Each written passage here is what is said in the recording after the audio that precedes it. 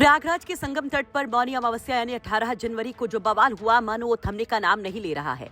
एक तरफ Shankaracharya Avimukteshwaranand press conference कर बैक टू बैक तमाम अधिकारियों को लताड़ लगा रहे हैं, सवाल उठा रहे हैं, उनके भक्तों में नाराजगी है, सोशल मीडिया पर भी भयंकर आक्रोश देखने को मिल रहा है। इन सब के बीच में संत समाज की भी अलग अलग प्रतिक्रियाएं हैं, तो उधर अधिकारी भी ताबड़तोड़ एक्शन में है। मेला प्राधिकरण की तरफ से नोटिस पर नोटिस भेजे जा रहे हैं। अब एक और जो नोटिस 18 जनवरी की तारीख का चस्पा किया गया, उस पर भी बखेड़ा खड़ा हो गया। कहा गया कि ये नोटिस बैकडेट का है।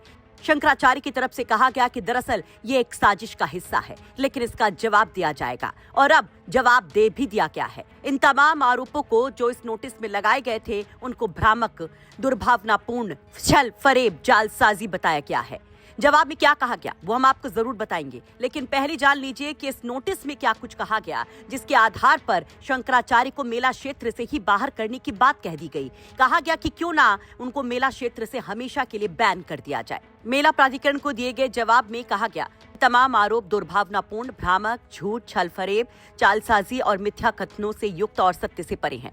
जवाब में कहा गया बग्घी एक ऐसी गाड़ी होती है जो कम से कम 2 घोड़े द्वारा खींची जाती है और उसमें लगभग 3 से 4 फुट व्यास वाले 4 पहिए लगे होते हैं, जबकि स्वामी अविमुक्तेश्वरानंद सरस्वती के पास शिविर में ना तो कोई बग्घी है न कभी थी। इसलिए मेला क्षेत्र में बग्घी से जाने का आरोप दुर्भावनापूर्ण, कपटपूर्ण है। स्वामी अविमुक्तेश्वरानंद मौनी अमावस्या पर पालकी से त्रिवेणी संगम जा रहे थे। पालकी से चलना उनके धार्मिक कृत्य का अभिन्न अंग है, जो आदि गुरु शंकराचार्य जी के काल से 250 वर्ष से भी अधिक समय से चला आ रहा है। पालकी में 6 इंच के व्यास वाली स्टील के पहिए होते हैं। उसमें घोड़े और मोटर का कोई प्रावधान नहीं है। मौके पर मौजूद 5 से 6 उच्च अधिकारियों ने पुलिस बल का दुरुपयोग करते हुए मेले में अव्यवस्था फैलाई। नोटिस का जवाब देते हुए अविमुक्तेश्वरानंद की तरफ से कहा गया कि यदि कोई गैर कानूनी और असंवैधानिक, दुर्भावनापूर्ण, अनुचित कदम उठाते हैं तो सक्षम कोर्ट में आपके और आपके प्राधिकरण और दोषी अधिकारियों के खिलाफ समुचित सिविल, क्रिमिनल और संवैधानिक कार्रवाई करने के लिए हम बाध्य होंगे। यानी कि यहाँ पर मेला प्राधिकरण और प्रयागराज में तैनात सभी बड़े अधिकारियों को मानो चेतावनी दे दी गई है। दरअसल 18 जनवरी की तारीख का ये नोटिस स्वामी अविमुक्तेश्वरानंद के शिविर के पीछे चिपकाया गया था, जिसमें लिखा गया कि मौनी अमावस्या वाले दिन इमरजेंसी के लिए रिजर्व रखे गए पालचून पुल पर लगाए गए बैरियर को उन्होंने तोड़ दिया और बिना परमिशन बग्घी के साथ संगम की तरफ बढ़ने की कोशिश की। उस दौरान संगम क्षेत्र में भारी भीड़ थी, उससे भगदड़ की आशंका पैदा हो गई और व्यवस्था बिगड़ गई। इसके लिए 24 घंटे का समय यहाँ पर दिया गया था। 19 जनवरी से पहले एक और नोटिस स्वामी अविमुक्तेश्वरानंद सरस्वती के आश्रम को दिया गया था। 18 जनवरी का ये दिया गया है प्रयागराज मेला प्राधिकरण की तरफ से, और इसमें जो पूरा आप देखिए कि लिखा गया है कि 18 जनवरी 2026 को मौनी अमावस्या पर आरक्षित त्रिवेणी पंटून पुल 2 नंबर पर लगे बैरियर को तोड़ते हुए, जो आरोप लगाया गया कि बैरियर को तोड़ते हुए संगम मार्ग की तरफ गए, जिसकी वजह से भगदड़ मच सकती थी और किसी भी वाहन के निषिद्ध क्षेत्र संगम नोस पर अपनी बग्घी लेकर वहां लाखों की संख्या में स्नानार्थी स्नान कर रहे थे और वहां जाने का प्रयास किया, जिसकी वजह से विवाद की स्थिति उत्पन्न हुई। लेकिन 21 तारीख की रात को जब हमारे सहयोगी ने स्वामी शंकराचार्य से बात की तो उन्होंने इस नोटिस की जानकारी होने से ही इनकार कर दिया था। हालांकि बाद में वो कहते हैं कि ये उनकी छवि को धूमिल करने की कोशिश है और वो ये भी कहते हैं कि इसका जवाब दिया जाएगा। ओहो, तो हमारे संज्ञान में ही नहीं है, अभी आपके द्वारा पता चल रहा है। हम पता करेंगे अपने कार्यालय से, हमारी जानकारी में नहीं है।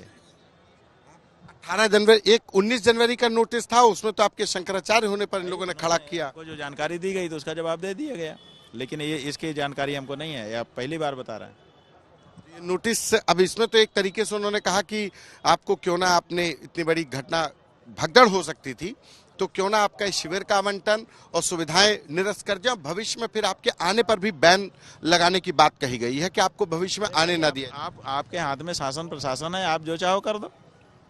जब आपको एक तरफा फैसला करना है, आपको ये कहना चाहिए था कि आप ने ये किया है, इस पर अपनी बात कहिए। नहीं, अब आप लगाना चाहते हैं, बैन लगा दीजिए, शासन है।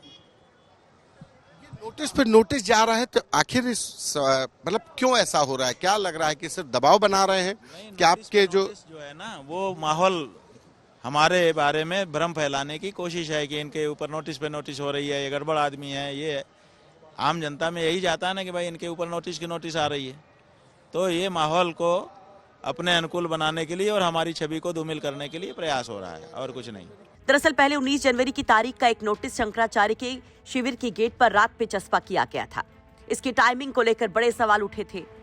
समर्थकों में, भक्तों में काफी नाराजगी थी। इस नोटिस में सुप्रीम कोर्ट में चल रहे मामले का हवाला देते हुए प्रशासन ने स्वामी अविमुक्तेश्वरानंद से पूछा था कि वो कैसे खुद को शंकराचार्य बता रहे हैं। प्राधिकरण ने इसको लेकर अविमुक्तेश्वरानंद से जवाब मांगा था और इसका जवाब भी दिया गया। एक पन्ने के नोटिस का जवाब 8 पन्नों के जरिए दिया गया। शंकराचार्य स्वामी अविमुक्तेश्वरानंद सरस्वती की तरफ से जवाब सुप्रीम कोर्ट के वकील अंजनी कुमार मिश्रा ने दिया और इसमें उन्होंने मेला प्राधिकरण के आरोपों को पूरी तरह से नकारते हुए नोटिस को अधिकार क्षेत्र से बाहर, मनमाना, दुर्भावनापूर्ण और असंवैधानिक तक बताया। इस नोटिस में कहा गया कि ब्रह्मलीन शंकराचार्य स्वामी स्वरूपानंद सरस्वती ने जीवन काल में ही स्वामी अविमुक्तेश्वरानंद को अपना उत्तराधिकारी नियुक्त कर दिया था। 11 सितंबर 2022 को उनके ब्रह्मलीन होने के अगले दिन 12 सितंबर 2022 को वैदिक विधि विधान के साथ स्वामी अविमुक्तेश्वरानंद का विधिवत अभिषेक किया गया था। सुप्रीम कोर्ट के 14 अक्टूबर 2022 के आदेश में भी ये दर्ज है।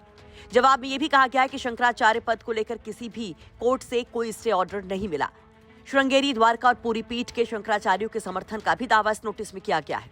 इसके साथ ही ब्रह्मलीन स्वरूपानंद सरस्वती की पंजीकृत वसीयत को वैध करार देते हुए बताया गया कि गुजरात हाई कोर्ट उस वसीयत को चुनौती देने वाली याचिका खारिज कर चुका है। यानी पहले नोटिस का मुंहतोड़ जवाब जरूर यहाँ पर दिया गया, लेकिन अब जिस तरह से दूसरा नोटिस है उस पर भी अब बखेड़ा है कि आखिर बैक डेट का नोटिस क्यों चस्पा किया गया। प्रयागराज से संतोष शर्मा की रिपोर्ट, यूपी तक।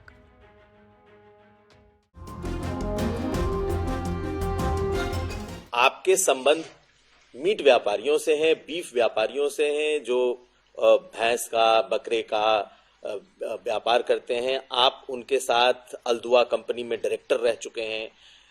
और आप हिंदुओं की बात कर लें, आप शाहरुख खान को गद्दार कर लें, लेकिन आपके संबंध देखिए मेरी जानकारी में कुरैशी जैसे मेरी पूरी जानकारी में है।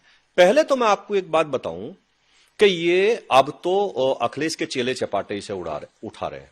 ये 2013 में आजम खान और शिवपाल जी ने प्रेस की थी और प्रेस करके मुझ पर आरोप लगाया था यही सेम 100% यही सेम कि ये अल्दुआ कंपनी संगी सोम की है। हमने तब चैलेंज किया था मीडिया के सामने कि अगर आजम खान हमें इसमें हमारा जरा सी भी संलिप्तता किसी मीट फैक्ट्री या मीट वाले से दिखा दें तो हम राजनीति छोड़ देंगे, देश छोड़ देंगे, नहीं तो आजम खान को छोड़नी पड़ेगी। आप लगाइए कि उस टाइम मेरठ के जो कमिश्नर थे उन्होंने इसकी जांच की। ये 2005 या 6 में हमने एक जमीन खरीदी, 7-8 महीने हमारे पास वो जमीन रही, हमने बेच दी। आज इस बात को मेरे ख्याल से 20 साल हो गए। 20 साल पहले हमने जमीन खरीदी और जमीन बेच दी। वो अल्दुआ कंपनी एक थी, उसके नाम थी, वो कोई मीट फैक्ट्री नहीं थी, एक कंपनी थी।